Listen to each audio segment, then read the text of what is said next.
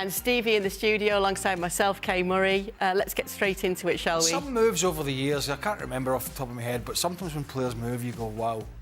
And I know Eric Dyer hasn't moved yet, all the talk, but sometimes when a player moves to a club, you just go, how the hell's that come about? You know what I mean? And this could be one of those. Aye. It could be up there. Could be. We could Shaka to do a top 10 of, holy smokes, how the hell did that happen, transfers? If we could only get him to come here. Yeah, well, not at the moment. He's off in Trinidad. Craig. So he's enjoying Craig, it. Go on, Frank. Don't you want to look sometimes because it's crazy to see that's coming. Don't you want to see which agent Dyer has, and if there is any kind of relationship between some other players or some other coaches? Because sometimes you can be surprised, you know, it could be something in between, you know, and not only football and quality. Yeah. No more. Yeah. No more. Yeah. Without saying it, say it. Well, All right. Eric Dyer. No more. Don't even bring it up. Right? You're the one who's done so. No, I know we keep You're the talking only about one this. that's done that. I'm not going to bring Eric Who Dyer. else has mentioned his name? Who? You shall not be named. All right. Should Tottenham prioritise trying to win the FA Cup this year, Frank? Well, they need Eric for that.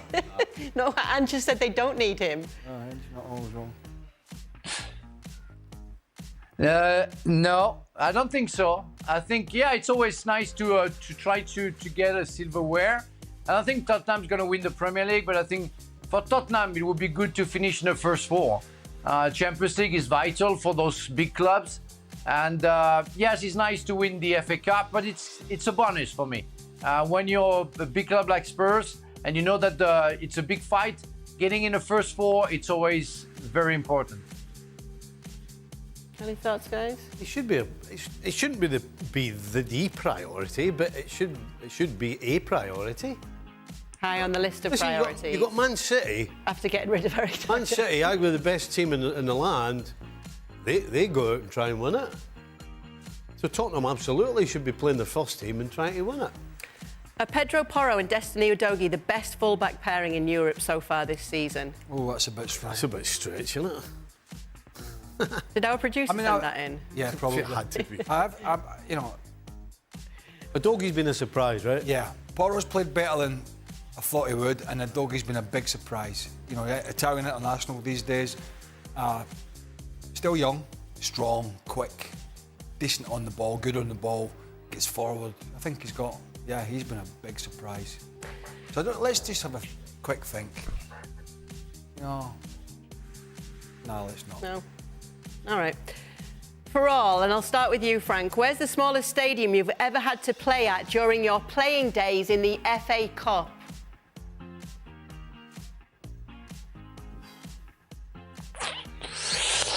I think it was when we played against Oxford. On top of it, the stadium was not even. It was a little bit like that. And that was quite funny. But yeah, that was very small. But in France, I played on smaller stadium than Oxford. But Oxford City was, yeah, very special. I've played there, yeah. Oxford Such- United, yeah, the Manor Ground. It used to did it have the slope on it when you played there? Correct. Used to have a slope. Weird. I tell you, you know the worst place? Slope up, is it Barnet? That's on a slope. Newcastle's got a slope as well, you know. No, Has they've all got rid of them. They've all got... Because they have. Newcastle haven't. I have. No, they haven't. I have. I'll bet you have. How much? I'll bet you $20 you've got rid of the slope. How are we going to find out? It's dead easy. I'll find it. Don't worry Oh, about it. you Don't won't worry find about it. it. I'll find it. Because you'll just come back and say they've got rid of the slope. No, I will. Right. I'm telling you. $20. All these teams have got rid of the slope. $20, right? Right. No chance.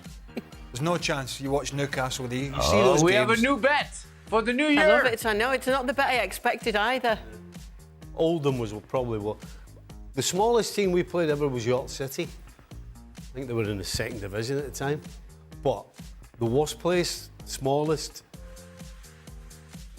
Oldham Athletic was horrible to play at. Horrible. Why don't we ring Shaka now in Trinidad live? He's not answering his phone, is he? I'll give him a ring now and say, Let's be honest. that slope. Why would he? Do you think he'd know? Don't be stupid. Well, he's the mayor of Newcastle. So, Yeah. I'll phone John Carver, right? I'm not taking your word. No chance. Newcastle. I'll tell you what. I'll tell you what You do. just want the You 20 find bucks. out. No, I'll You find out. Shaka will find out. He's honest. Shaka's not going to know. I'll find out. We're doing Newcastle tomorrow, right? Yeah, but So I want somebody on site. Yeah, they're away from they're home. away from home, yeah. Yeah, but there's people from Newcastle. They will ask. We get a replay. But yeah, we could ask some people there. Yeah. Did you get rid of the slope? Yeah. Well, I'm sure we'll have a lot of responses to that anyway. Okay. Why should Real Madrid sign Mbappé? They need a number 9. He's a left winger, left forward, and he needs a striker or pivot player to play along with. Real Madrid already has Vinny Jr. on left wing, second best. It makes sense to divert their attention to Haaland. Is there a secret release clause? Why should Real Madrid sign Mbappé, basically, Frank?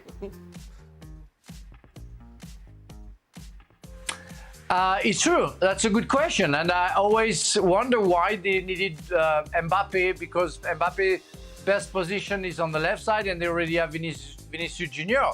And remember that when, like 2 years ago, he said he didn't want to play at front as a striker. He didn't like it.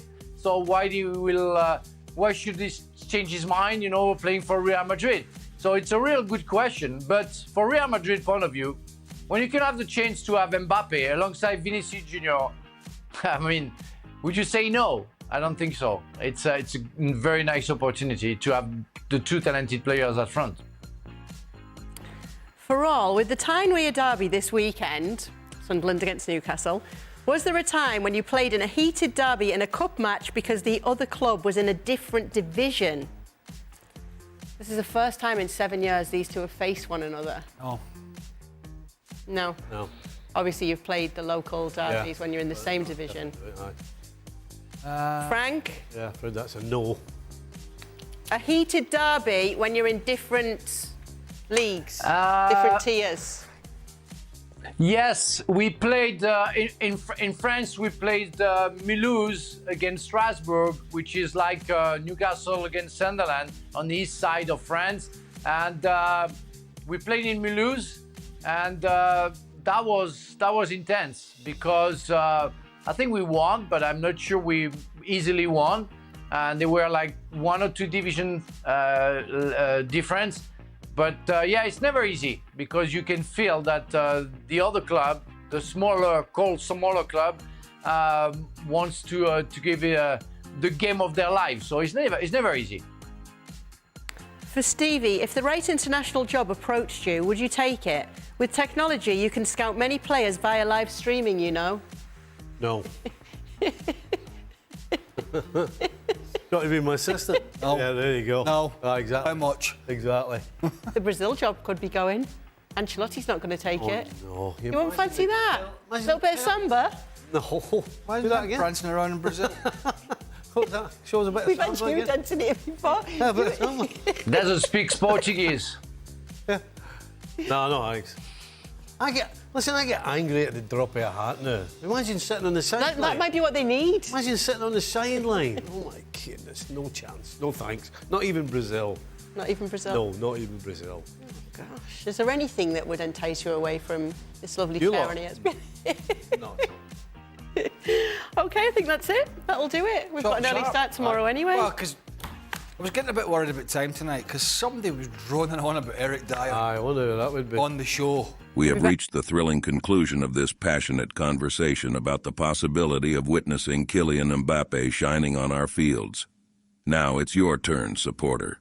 We want to delve into your universe of expectations and visions. Did you find the presented reasons convincing? Do you completely disagree? Or perhaps you have your own reasons to eagerly anticipate this heavyweight reinforcement? Don't be shy. Share with us in the comments. We want to turn this space into a true virtual grandstand of opinions. Your participation is the fuel that feeds the passion for football. So give your virtual shout, leave your mark in this debate.